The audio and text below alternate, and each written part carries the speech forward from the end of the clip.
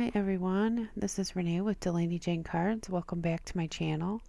Today I'll be making this panda card using I think it's the August card kit from Simon Says Stamp.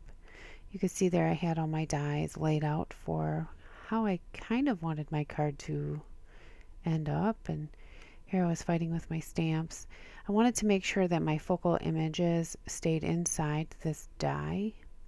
So I was kind of laying it out there just to see how I kind of needed to do that. That die is from Gina Marie Dies, and it's gorgeous. It has this really pretty detailed edge. I love her dies. They're good quality. They cut beautiful. They're great price point. So here I'm using the ink on 3 blackout ink to stamp this on the sticky note because I needed to mask it.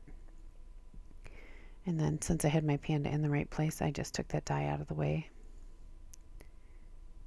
The edge on that die reminds me of like a cathedral. It's just really pretty. There I got a good image of my panda, and then I kind of fussy cut him, just the edge of him. I didn't need the whole thing. And honestly, this is not how I intended this card to go. I wanted these balloons a certain way, and that's not what ended up happening. But it is fine. It looks fine. If you didn't know that there was an alternate plan, you wouldn't know that it was wrong. But I originally wanted that star balloon to be in the forefront, but I stamped this one first, and well, you can't put something in the front if you already have something in the back. So I should have stamped the star balloon first, and then I could have masked it and stamped the other balloons, but that's not how it went. But I did mask the star and make sure that I overlapped this third balloon here, so just a little bit, so that the star does come out in front. And the panda's got all them little balloons.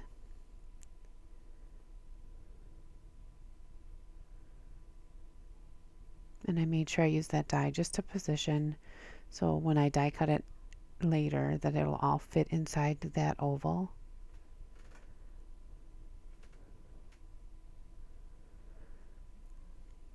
So here I have everything zoomed in so we can do our Copic coloring.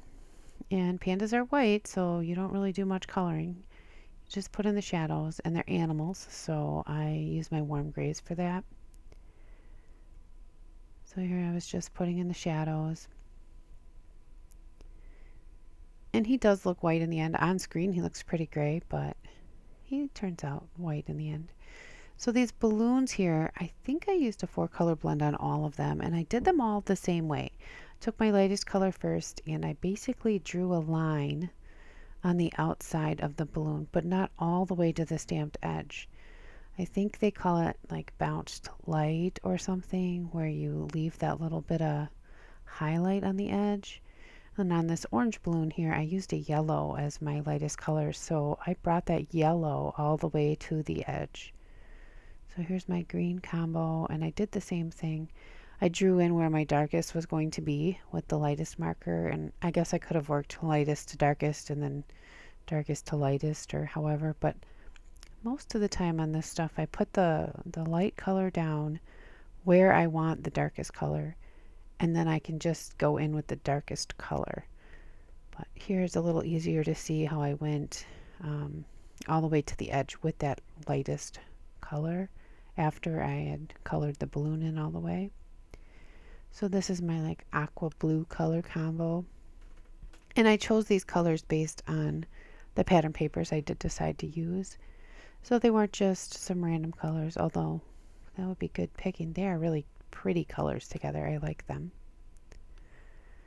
So I was having a harder time with this blue blend, so I took this medium shade and brought that in and kind of softened that blend a little bit.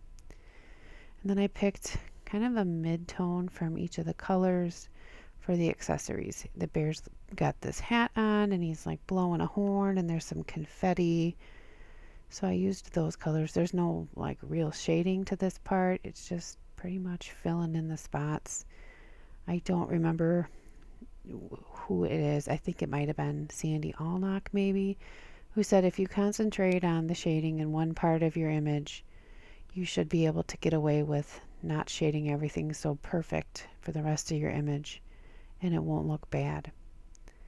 So here is a good example of that. I didn't really shade too much. I did bring that yellow, that lightest color that I used in my orange combo. I brought that yellow in for the party hat. It's just yellow. Shaded the little paws on the bear. I could have probably used pink, but that would have brought in another color, and I was trying to keep my color combo kind of tight. So here I just was lining up my die, making sure that everything would fit, and taping it down. Still have a love-hate relationship with this purple tape. I'm just still not sure. I will probably remain unsure until I've used the whole roll up, and then probably buy it again and remain unsure again. I don't know. I just have trouble sometimes getting it to not tear my paper. So here I was just poking out all them little pieces from this die. Like I said, it has a really fancy edge to it. It reminds me of like a cathedral ceiling in a church. It's just gorgeous. And this pokey tool, I believe this is a sewing pokey tool thing to help feed small pieces underneath the presser foot on your sewing machine. It's something that I found from my ex-mother-in-law, and I don't think I'll ever replace it. It means something to me. So here I was just making sure that my sentiment that says party time will fit on this little circle. And that circle die is, I believe it's Nellie's dies. I got it at a scrapbook expo years ago. They're like this really pretty lavender color dye. I like that they're different. A couple of different companies have different color dyes, and I find they're easier to find in my crafting mess on my desk when they're a color. So I just stamped the sentiment a couple times. I use that same ink on 3 ink. Normally I would use like a VersaFine Onyx Black or something like that, but I had that right there handy, so that's what I used. And these are the papers that I picked. This orange does have a slight pattern to it, like a cloth looking pattern, but it really reads as a solid. I have a busier big pattern, a small pattern, which is like these stripes with the tiny little, I think they're ovals that are kind of chain linked together. It looks like a big stripe on the video, but if you were close up to it, it's like little tiny ovals in a stripe. It's papers that came in the card kit. So there I was just lining up those dies. That's my favorite things from one of their blueprints. I really use those dies quite often.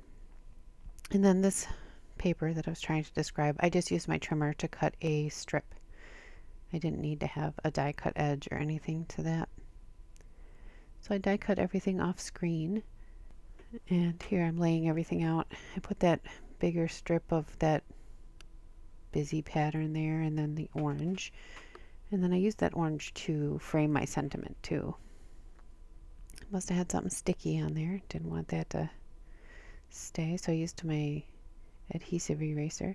Oh, and when I colored the balloons, they have a little like shine spot on them, and my coloring must have bled into that, so I just used my white pen there to make it white again.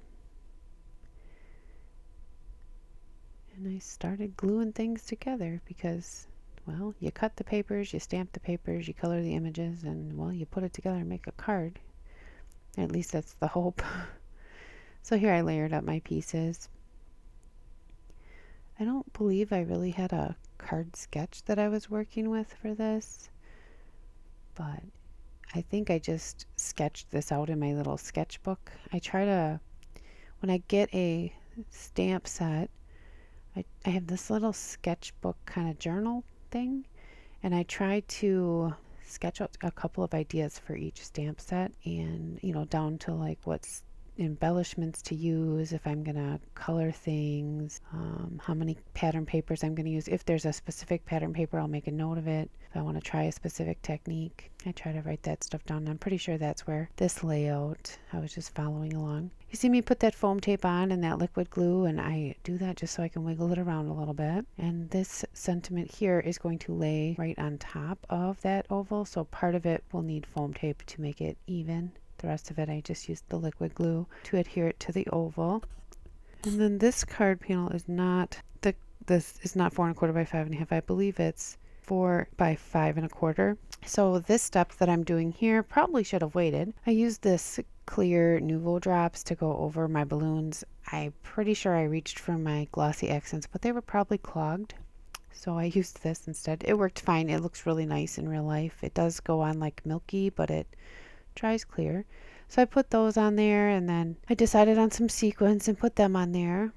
And this was a mix. I believe this came with a monthly kit from like Scrapping for Less or something.